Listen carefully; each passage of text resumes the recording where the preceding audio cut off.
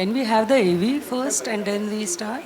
अशी वेळ आली की मग मी घराकडे पळायचो आणि मग परत झाडाकडे यायचो.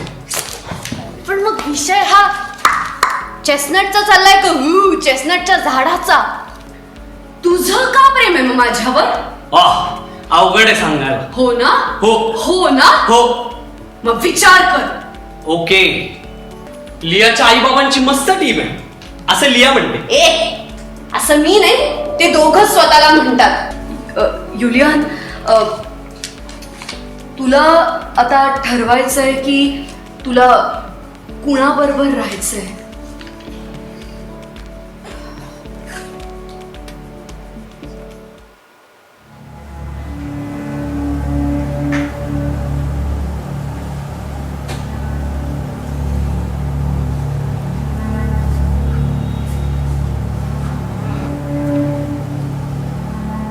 इडोमेनियस, क्रीट का राजा, घर लौटता हुआ ट्रॉय से, वो शहर जिसने घुटने टेके 10 साल की जंग के बाद अपने 80 जहाजों के साथ, वो 80 जहाज जिनके साथ निकला था वो 10 साल पहले ट्रॉय के लिए, उसे और वहां रहने वालों को करने तबाह.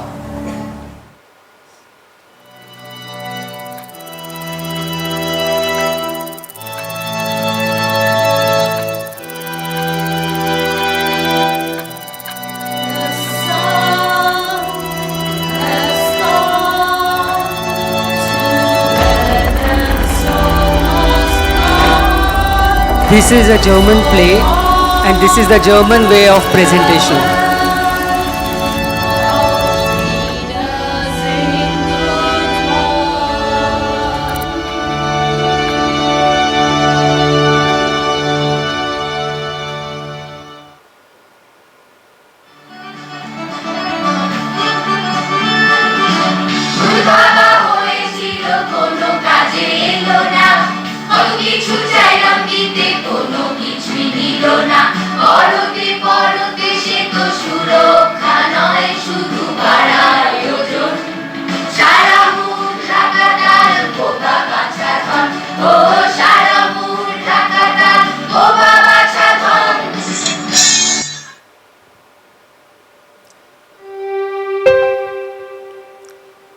This was a very brief introduction to the contemporary theatre in translation project of the Goethe Institute. We were looking at South Asian languages. That's why I had chosen one in Urdu, which was also performed in Karachi at our center, and the Bangla translation rendered in India, but performed in Dhaka. So that is the expanse of languages that we are looking at. But be it theatre, poetry, fiction, or essays, which is non-fiction, socio-cultural, socio-political, we always look at two languages and we try to create a bridge. The title of today's session is Voicing the Hidden. So Ashutosh and Arunatai, both of, I think we are all familiar with each other. We can be little informal. Instead of saying Dr. Poddar and Dr. Dhere, I will call them Ashutosh and Arunatai. I address them as that. So when you accepted this invitation to be part of this panel, you sort of gave your consent, or you agreed with the fact that the translator is voicing something which is hidden, which is the subtext, which is into multiple layers that are created in the mind of the reader. So a literary translator is tasked with conveying the author's voice while making the work resonate with readers in another language. So the translators navigate not just multiple languages but multiple worlds: cultural, emotional, historical, and political. We have with us the renowned poet, ही प्रज्ञावंत प्रातिभ अभिव्यक्ती असलेली ही व्यक्ती, हे एक विद्यापीठ आहे मराठी सारस्वताचं. म्हणजे आम्ही शाळेत असताना जेव्हा म्हणायचो निबंध लिहिताना, शारदेशी सारीपाठ खेळणारी प्रतिभा. आपल्याला लाभलेली आहे इथे.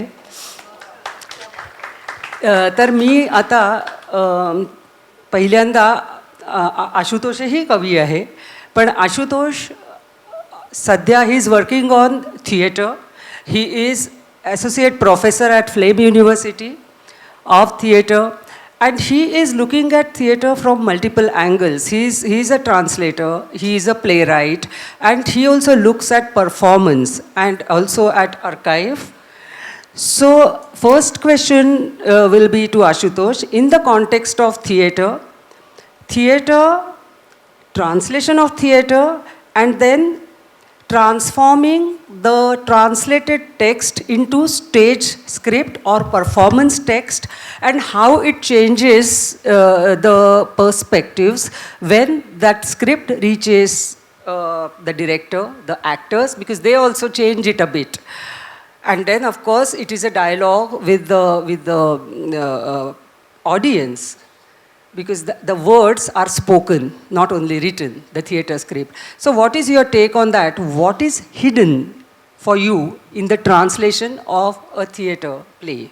And how do you decipher that? How do you explore, discover, uncover that? Thank you, Jayasree. Arunatei, thank you. So the whole idea of translating for theatre comes from my own personal creative need, because all the time I can't write creative work. You know, all the time I can't write a play, I can't write a poem, I try out fiction, but it's not possible because you are not always quote unquote creative. So there is a kind of, there is a kind of lethargy, there is a kind of non-creative space you are all the time into. But then also you want to try out, you want to kind of check yourself, test yourself, you want to also do riyaz kind of thing of bhasha. So that time I try out different translations. Currently I'm working on Priya Tendulkar's story. Also I'm working on Chandrakant Kulkarni's autobiography, theatrical autobiography basically. I won't talk about it for now. So what I do with theatre while translating plays is that I also want to look into my own to see what is this form of a play, because all the time I don't have to write, but when I don't write, then I also want to learn about form. So first thing that comes to my mind while translating a play from English to Marathi or Marathi to English is that what it is going to offer me. How is it going to contribute to my own personal journey as a writer, as a creative writer? That's one thing. So my belief is that we don't have to translate all the time from one language to other language unless there is a need. Unless there is a need, personal need. Also, there could be a kind of cultural need, because sometimes also I work with theatre groups and they say कि आशुतोष आज काय नाटक नहीं आता काय बसवायचं आहे काहीतरी सुचव तू. You know, so basically you want to also translate. Or sometimes when I talk to my students in my class, so they also want to know what is happening in Marathi. So basically Marathi is a kind of huge thing. It's a beyond sometimes, grasp, because there is a long history of Marathi writing. In Asia it's quite intense. So then, because it goes back to Keshav Bapuji Mujumdar, who was the first editor of Rangbhumi Masik, which was a periodical and which was set as a part of Kirloskar Natak Mandali thing, he started this Rangbhumi Masik in 1907. So until then, Marathi theatre is already established, settled down. So then the thing is that I'm not first person to do this. There is a long history of translating theatre for not just Marathi but also different. Another thing about Marathi theatre, translation into Marathi theatre is not just from English to Marathi or Marathi to English. It's also about Hindi to Marathi, Marathi to Hindi.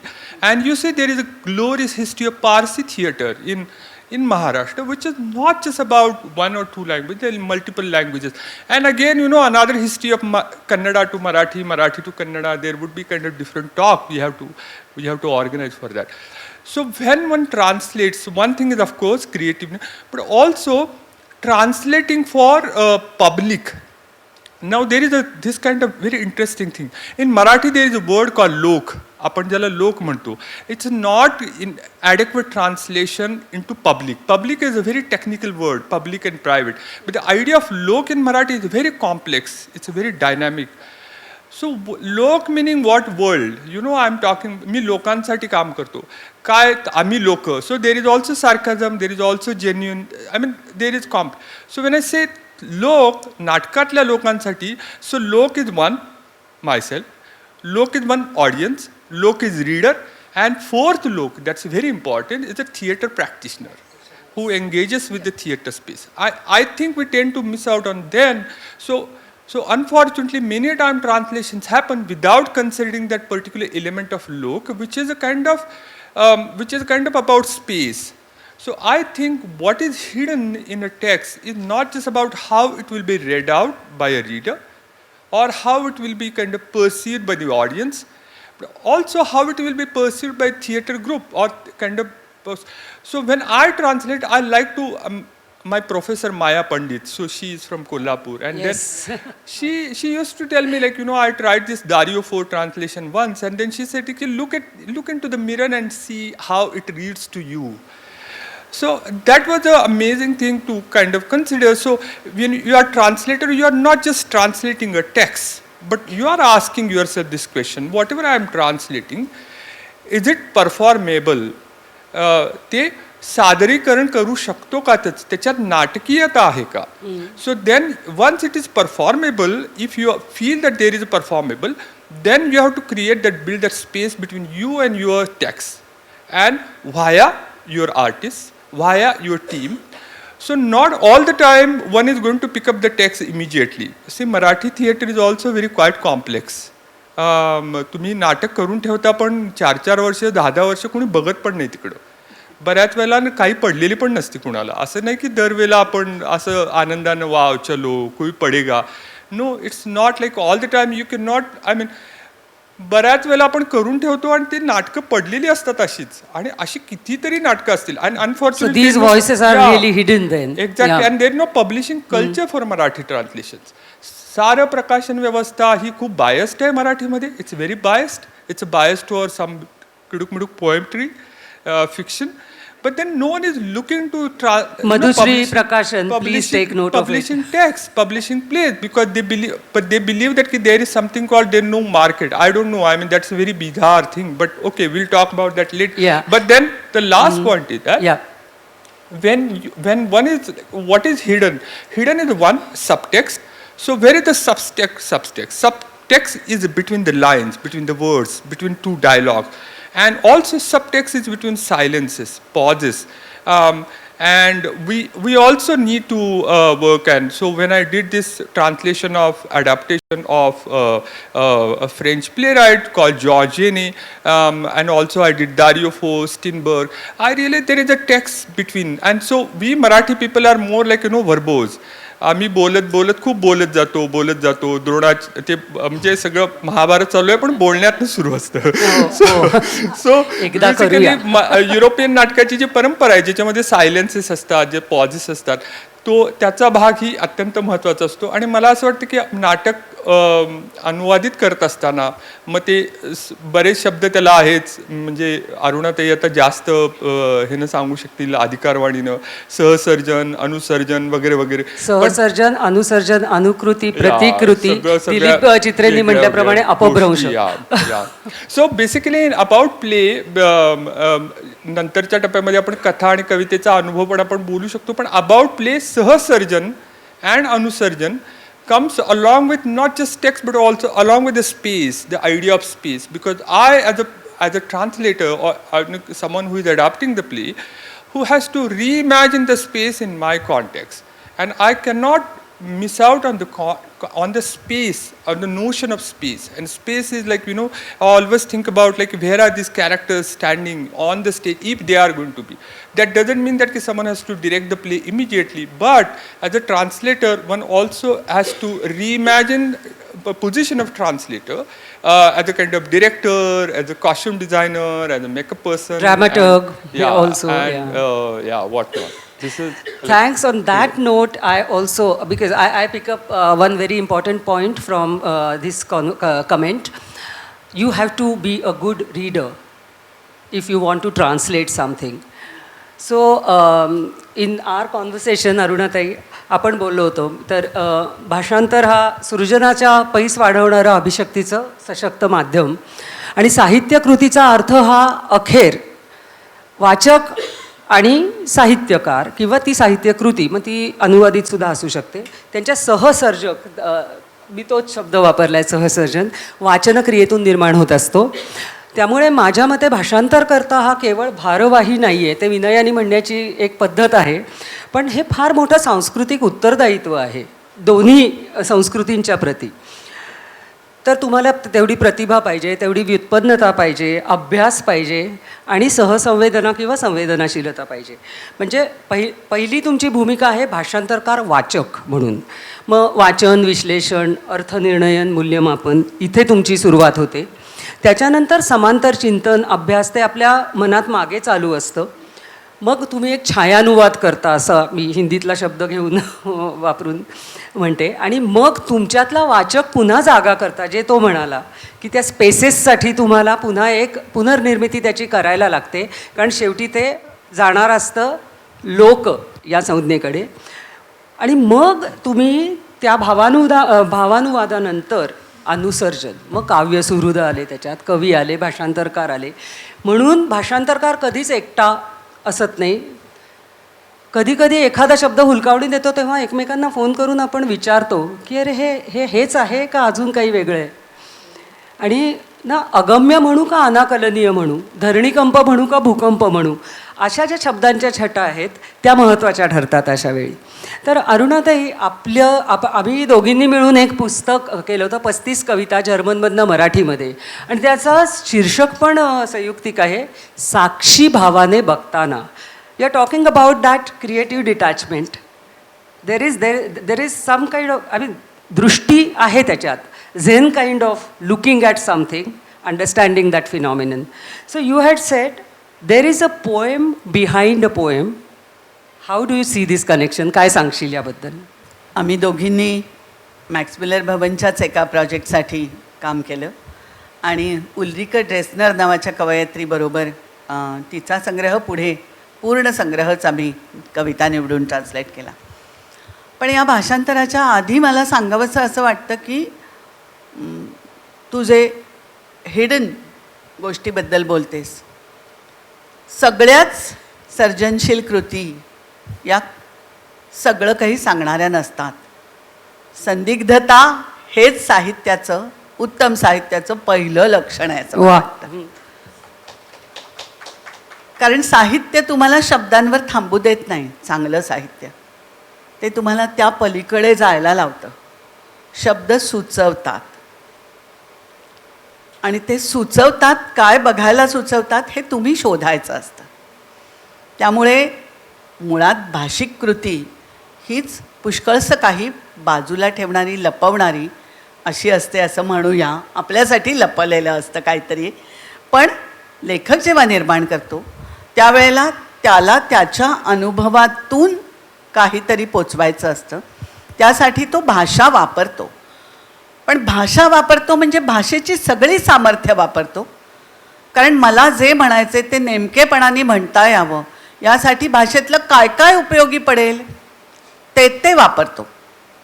मग भाषेतले स्वल्पविराम असतील, अर्धविराम असतील, पूर्णविराम असतील, प्रश्नचिन्ह असतील, विशेषणं असतील, नामं असतील, 2 शब्दांच्या मधले आशुतोष म्हणाला तसं कवितेतही पॉजेस असतील, विराम असतील, ओळी तोडलेल्या असतील, थांबलेला असेल कवी आणि पुढचं काहीतरी एखाद्या शेवटी कुठेतरी लटकलेलं. जसं आता पुढे मला असं वाटतं की ती कविता आपण ऐकवावी, व्हॉट इज पोएट्री.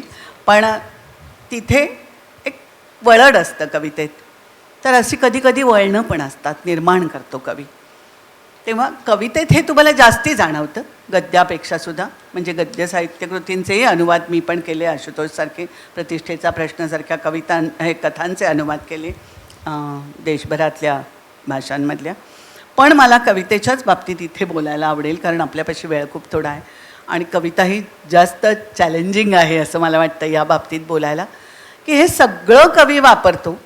शिवाय मग तो काय करतो, तर तो रूपकं वापरतो, तो प्रतीकं वापरतो, तो प्रतिमा वापरतो आणि ह्या सगळ्यामधून तो तुम्हाला शब्दांच्या पलीकडच्या एका आशयापर्यंत घेऊन जातो, आपल्याला आलेल्या अनुभवापर्यंत घेऊन जातो.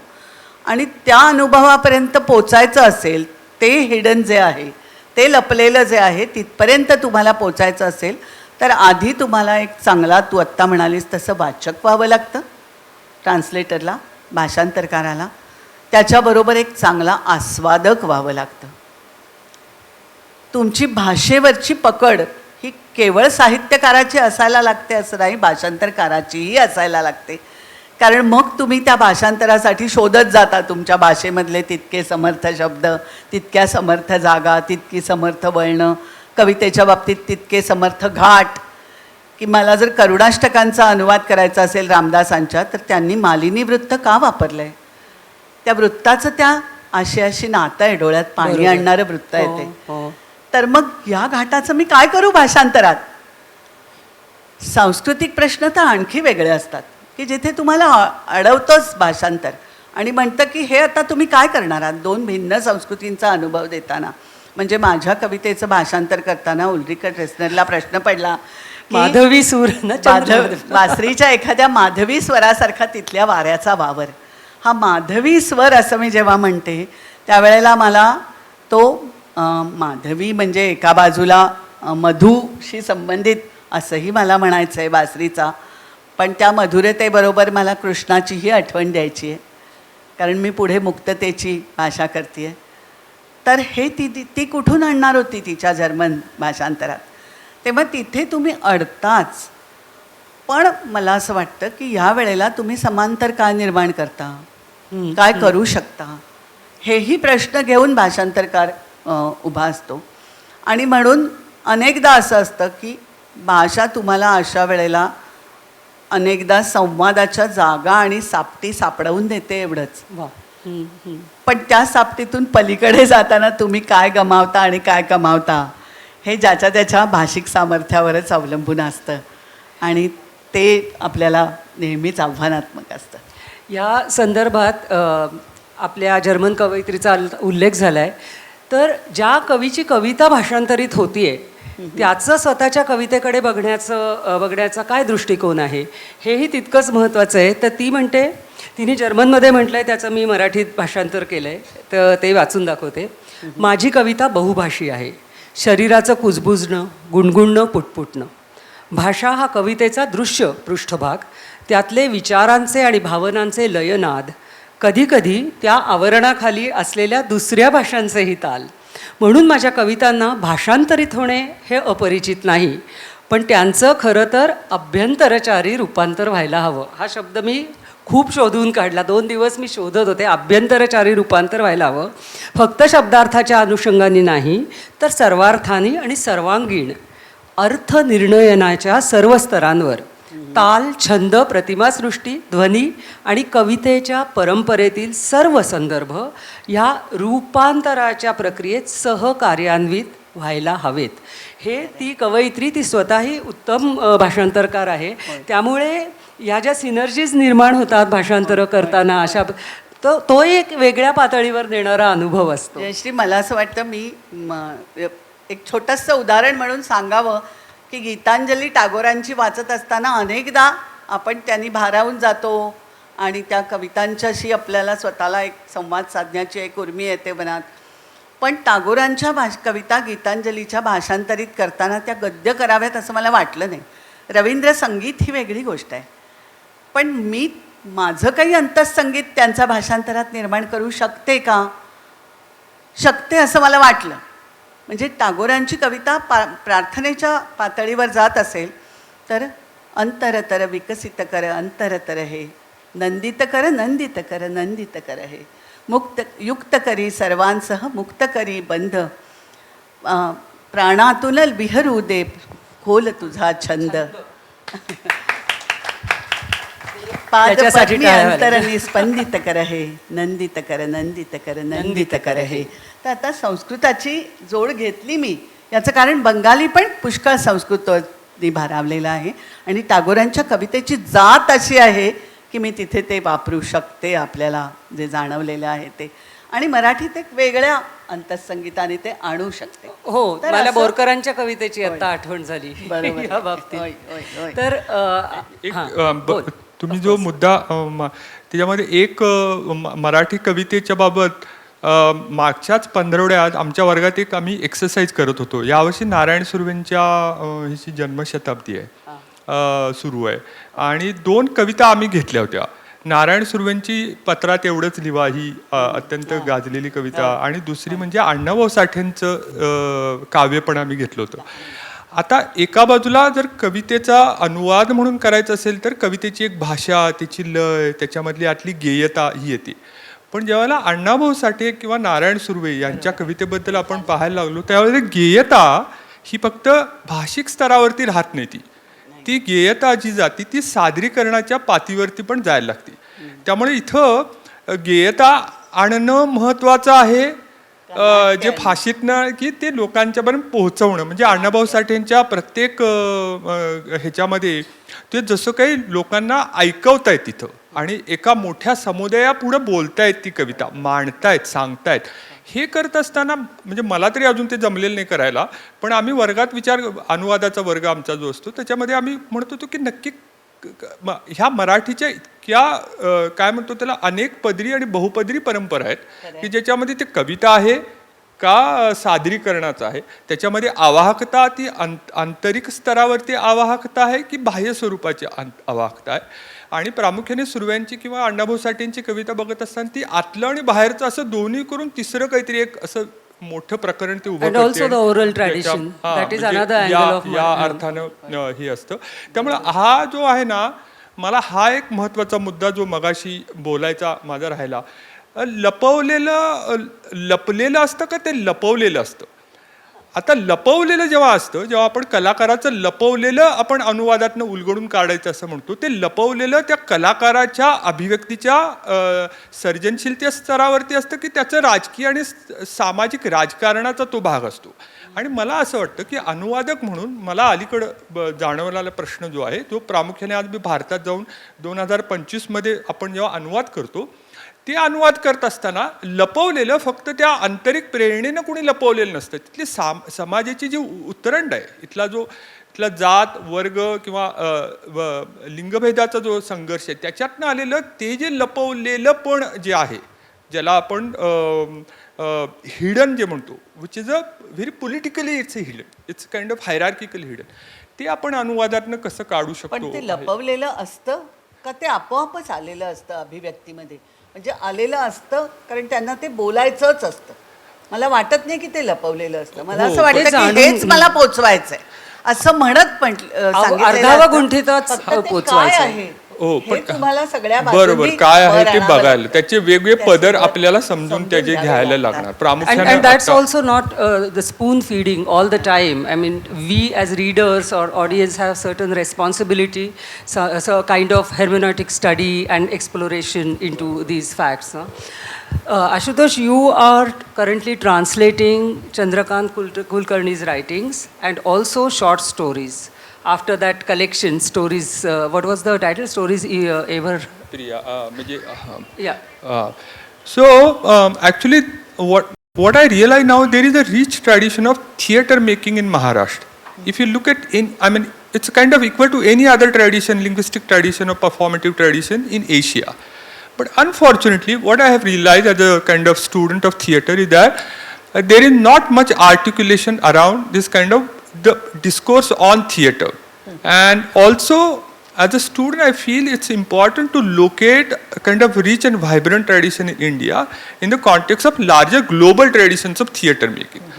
So what I'm trying to do is this, what is this history of theater in India, is again with specific reference to my language, Marathi, की 19व्या शतकापासूनचा तो दीर्घकालीन प्रवास जो नाटकाचा आहे, आणि ते नाटक फक्त संहितेच्या स्तरावरती नाही आहे, ते नाटक आहे ते दिग्दर्शनाच्या पातळीवरती आहे, अगदी बापूराव नाईक सारखे अभ्यासक आणि हे ज्या पद्धतीनं रंगमंचीय तंत्राबद्दल बोलतात ते अत्यंत प्रगल्भ आहे आणि ते क्वचितच इतर भाषांमध्ये आपल्याला दिसतं.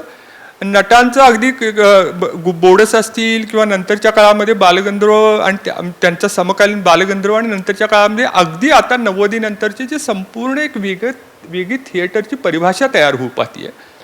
तर त्याच्याबद्दल मला काहीतरी करायचं आहे म्हणून तो मी प्रवास सुरू केला आहे की जेणेकरून आपल्याला काही असे दिग्दर्शक बघता येतील का आणि त्यांना एका व्यापक स्तरावरती आपल्याला मांडता येईल का आणि त्याच्यातनं एखादा डिस्कोर्स तयार करणं, त्याचं जे संभाषित तयार करणं एखाद्या भाषेमध्ये ते करता येईल का हा प्रयत्न करावा म्हणून मी ते आता करायला घेतले. थोडे तुकडे अगदी 19व्या शतकापासून मी सुरू केले ते कामं. महत्त्वाचं काम चाललंय.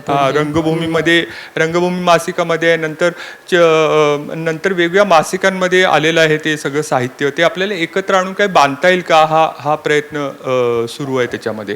त्यामुळं एका बाजूला आपण भाषा अनुवाद करतो पण मला असं वाटतं की दुसरं जे महत्त्वाचं आणि अरुणाताईंनीही त्या स्त्रियांच्या लेखनाविषयीचं काम केलं त्याच्यामध्ये की अनुवाद करत असताना फक्त एका भाषेत दुसऱ्या भाषेत आपण नेत नसतो तर आपण एक त्याच्याविषयीचं काय म्हणतो त्याला संस्कृती अभ्यासासाठी काहीतरी साधनं आपण तयार करू. सुरुवात सेन्सिटायझेशन पासून त्याचा एक महत्वाचा भाग असतो आणि मायासारख्याला पण ते फार महत्वाचं कारण वर्गात तुम्ही जात असताना दरवेळी शेक्सपियर आणि युरोपातली नाटकं सगळी बोलून ऐकून थकून जायला होतं आणि बऱ्याच वेळेला कळत पण नाही ते काय बोलतात ते तो पण भाग असतो. त्याचे बऱ्याच हे असतात. मग त्यावेळेला आपण जर संवादी काही अवकाश जर आपल्या आजूबाजूला तयार करायचं असेल तर why not to build some discourse around it, why not to build some kind of articulation around it. So आपल्याला आता किती 5 मिनिटं उरली आहेत तर मी विनंती करेन आधी अरुणाताईला तुला जर वाचायचं असेल एखादा एक्सर्प्ट तुझ्या ट्रान्सलेशनमधला आणि मग मी समारोप करेन.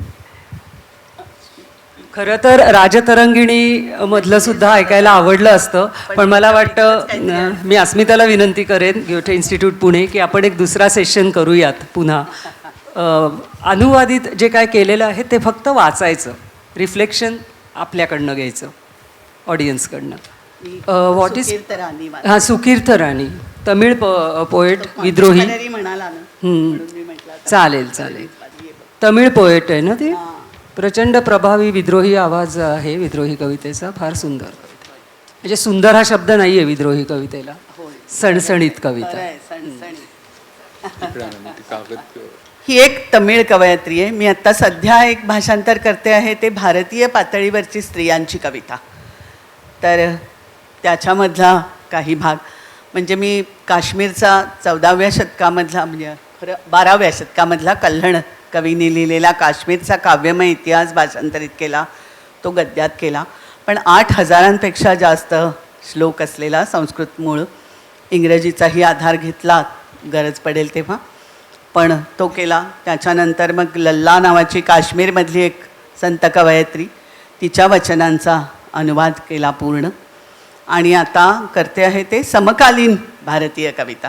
वाचायचं असेल तर लल्ला रणजित होसकोटेंनी इंग्लिशमध्ये अनुवाद केला. त्याच्या आधी मराठी आलेला होता. ज्यांना अभ्यास करायचा असेल फार इंटरेस्टिंग आहेत त्या दोन्ही संहिता. तर आता मी करते आहे त्याच्यामधली एक कविता तुमच्यासमोर ठेवते. आत्ताच हा म्हणाला तसं की छंद काय किंवा घाट काय ह्याच्या पलीकडे जात ज्यावेळेला थेट आवाज पोचवण्याची गरज कवीला वाटते त्यावेळेला तो आवाज आपल्याला त्याच तऱ्हेने पोचवावा लागतो असं लक्षात आल्यानंतर केलेलं भाषांतर. तुम्ही मला जिवंत गाडून पहा मी हिरवगार कुरण होईन. तुम्ही मला जिवंत गाडून पहा मी हिरवगार कुरण होईन आणि होईन दूरवर फैलावलेली सुपीक जमीन. तुम्ही मला जाळून टाकू शकाल पण मग मी होईन तेजाळ झगझगीत पक्षी आणि विशाल विशाल अवकाशात उडत राहीन. तुम्ही फिरवाल कदाचित जादूची कांडी आणि मला बाटलीतल्या जिनीसारखी बंद कराल. मी निसटून जाईन वाफ होऊन वाऱ्यासारखी. तुम्ही मला वाऱ्यात मिसळून द्याल जसं पाणी मिसळून जातं पाण्यात तर त्याच्या सर्व दिशांनी मी झुळूक होऊन येईन. तुम्ही चौकटीत टाकाल मला चित्रासारखं आणि टांगून ठेवाल तुमच्या भिंतीवर पण अचानक पूर भरती आलेल्या नदीसारखी मी तुम्हाला मागे टाकत वाहून जाईन. मी माझी होईन. मी माझी होईन. होईन जमीन, आग, आभाळ, वारा, पाणी. तुम्ही जितकं रोखाल मला तितकी मी ओलांडून पार जाईन. मी सृष्टीचं उगमस्थान होईन. सलाम सुकीर्त राणी, सलाम अरुणाताई. तू काही वाचू? मला ह्या ह्याच्यावर नोटवरती थांबलं तरी चालेल. मी झैद नावाचा एक इराणचा कवी जो नंतर जर्मनीला स्थायिक झाला आणि जर्मन भाषेत लिहू लागला. पण गंमत म्हणजे त्याची रूपकं, प्रतिमा, metaphors, everything was from his country, his original country. ते माय मराठीत गणेश विस्पुतेंनी छापल्या होत्या काही कविता. त्यातली एक कविता तुम्हाला लगेच कळेल की का म्हणते मी, संस्कृती कशी दिसते. ही जर्मन भाषेत होती कविता. ती काहीच म्हणाली नाही आणि पूर्ण समर्पित झाली. ती काहीच म्हणाली नाही आणि पूर्ण समर्पित झाली. ती एक चाफ्याची फांदी आहे असं मी म्हणालो आणि तिला सुडौल बाक दिला, माझ्या हातांना झेपेल असा. आणि ही अर्चना तिनं स्वीकारली. तर इथे चाफा आलेला आहे. इबादत म्हणता आलं असतं मला, कारण ते इराणचं आहे, पण मला तो रंग द्यायचा नव्हता. मला त्याला एक वैश्विक प्रेमाची जी भावना आहे ती यातनं दिसते हे दाखवायचं होतं. तर सांगायचा मुद्दा काय आहे की आपण सगळेजणं अनेक गोष्टींचे अनुवाद करत असतो. ट्रान्सलेटेबिलिटी or non-translatability of a poem, of an essay, but we constantly have these discourses going on in our mind because we are a multilingual society. So if you read something in English, it has become a disease sort of, which is a very welcome disease, that you immediately start looking for words in another language that you know. And I'm happy that we are meeting here. This is agriculture, College of Agriculture. There is soil and there are seeds, there are saplings, and some blossoms are coming up. Something will flourish through this discourse as well. And a big thank you to all of you, this wonderful audience. Thank you, Pune International Literature Festival. Thank you, Renu, for this invitation. Thank you, Goethe Institute. We have time? Wow, wonderful. Audience interaction, remarks, questions, observations. Hemant Dada. हां, मी प्रश्न नाही विचारत आहे, मी एक comment करतो. चालेल ना? मी IITत शिकलो. तिथे ब्रिगेडियर बोस आमचे डायरेक्टर होते आणि IITतली मुलं सगळी आगाऊ असतात. त्याच्याप्रमाणे त्यांनी एकदा इन्फॉर्मल गॅदरिंगमध्ये विचारलं त्यांना की सर, तुम्ही तुमचा पर्सनल स्टाफ आहे तो सगळा बंगालीच का घेता? तर म्हणजे त्याचं काय आहे की बंगाली माणूस जेव्हा खोटं बोलतो त्यावेळेला ते मला कळतं. तसं मराठीतली कविता, त्याच्यात कवीला काय म्हणायचं आहे खरं खरं ते मराठी वाचकाला कळतं, पण इंग्रजी वाचक त्याच्या फक्त टेक्स्टप्रमाणे गेला तर त्याला कदाचित कळणार नाही. त्याच्यात मी आणखीन एक उदाहरण देतो की दिलीप चित्रानं मी माझा बोट्स हा संग्रह दिला. बोट्स म्हणजे होड्या कविताचा मकरंद परांजपे, ते स्वतः चांगले इंग्रजी कवी आहेत, त्यांनी केलेला, त्यांनी शब्दशः केलेला होता. ते त्यांनी त्याच्यावरती म्हणतात की मी त्यांच्यावरती त्याची प्रतिक्रिया विचारली. ते म्हणाले, काय आहे हेमंत, तुझी कविता साधी आहे पण सोपी नाही आहे, पण ती इंग्रजी अनुवादात सोपी वाटते. म्हटलं मी विचार करायला लागलो की असं का झालं असेल. तर मला पुष्कळ होड्या येतात, असं मी जर मराठीत म्हटलं तर ते जे कळेल ते I can make a number of boats म्हटल्यावरती कळणार नाही. हा तो त्याच्यामधला फरक आहे. मला नरेश मेहतांची आठवण आली. फक्त 2 ओळी त्यांनी लिहिलेल्या, म्हणजे बाकीची सगळी कविता सांगत नाही, पण शब्द केवळ म्हणजे कविता नाही. ज्याचं भाषांतर नुसतं केलं तर होड्यांचं भाषांतर येत नाही, त्याच्या मागचा अर्थ येत नाही. तर ते खरं आहे, कारण त्यांनी असं म्हटलं आहे की शब्द हे केवळ तळ्यात उतरण्याच्या पायऱ्या आहेत. इसलिए सीढ़ी पर जाकर मत खडे रहो, शब्द पर जाकर मत खडे रहो, संपूर्ण अवगाहन ही कविता आहे. त्यामुळे ते पूर्ण तळ्यात उतरायला पाहिजे. ते तळं वेगळं असतं ज्याच्याकडे त्यांनी स्वतः दिलीप चित्रांनी तशा तऱ्हेचे अनुवाद केलेले आहेत. म्हणजे त्यांनी पहिला मराठीत अमुक आहे तर इंग्रजीमध्ये तसंच्या तसं घेतलेलं नाही, एकदम वेगळंच काहीतरी लिहिलेलं आहे.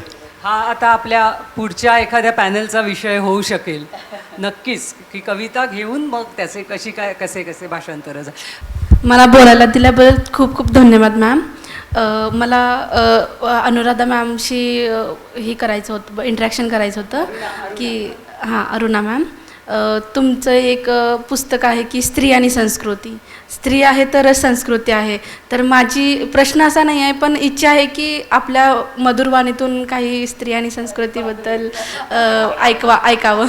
आपण यासाठी खरंच एक वेगळं सेशन आणि ॲग्रिकल्चर कॉलेजमध्ये करू. जर तुम्हाला आवडलं तर आम्ही येऊ आणि इथे गप्पा मारू तुमच्याशी. नक्की. Okay ma'am. आम्हाला नक्की आवडेल.